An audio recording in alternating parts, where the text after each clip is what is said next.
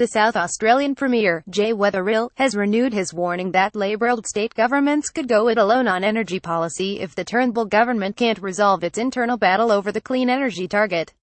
If we are going to do it ourselves, we might as well design the best system. weatherill. In an interview with Guardian Australia, weatherill has also upped the ante by signalling the Labor states might look to collaborate on an alternative policy to the clean energy target recommended by the chief scientist if there is a better mechanism to provide certainty for investors and emissions reduction. Asked whether he was wedded to the chief scientist's central recommendation in the event the states decided to break away and pursue their own policy, weatherill said no, not really. If we are going to do it ourselves, we might as well design the best system. South Australia has long championed an emissions intensity trading scheme for the electricity sector, a form of carbon trading, but weatherill fell into line behind Finkel's clean energy target after the report was published in an effort to achieve national consensus. For the sake of argument, we were prepared to compromise and move away from the emissions intensity scheme to get the clean energy target, the Premier said. Elon Musk announces Tesla's plan to build world's biggest lithium-ion battery in South Australia. We didn't want to be bloody-minded about it just because it was something we had been promoting. But weatherill said he was concerned the Turnbull government was now intent on watering down the Finkel mechanism to include clean coal in the mix, which made him less wedded to the clean energy target proposal. The Premier said it was important for the Prime Minister to stare down the current internal pressure to include coal in the clean energy target, because if Turnbull ceded ground on that point, it would be the first of many concessions. What the Prime Minister needs to understand is this: you can't do business with these people, the Premier said. If you move away from an emissions intensity scheme to a clean energy target, then they'll want to change that to allow coal in. If you gave them that, the next question would be tear up Paris, and if he tore up Paris, then they'd ask him to call a press conference and deny that he believes in climate change. They are insatiable. There is no benefit for the Prime Minister in trying to placate his right wing, because they are incapable of being placated. So what we need to do is just get on with the business of putting in the right energy policy.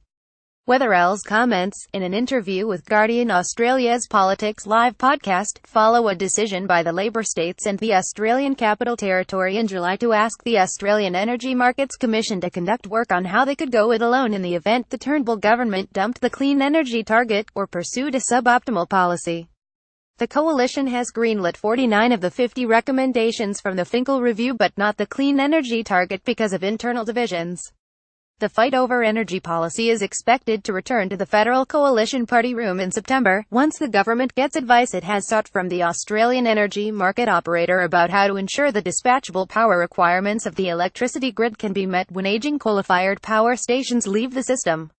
Weatherill said the best outcome remained a national approach to determining climate and energy policy, but the national interest also demanded a solution to the problem.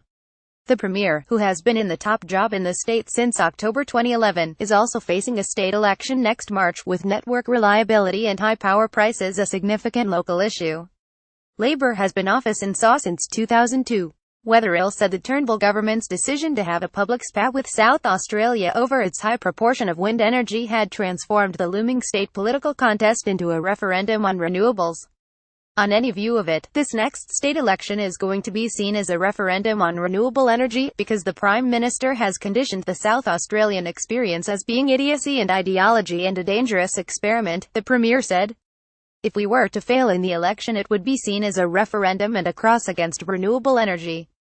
Weatherill said Australia's renewable energy industry was acutely conscious that the political contest in the SA state election was high stakes.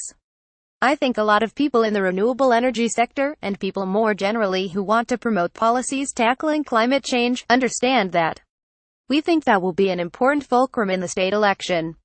Weatherill was asked whether, given the acute political sensitivity about high power prices, he felt he could prevail if the election was a referendum on the future of low-emissions energy.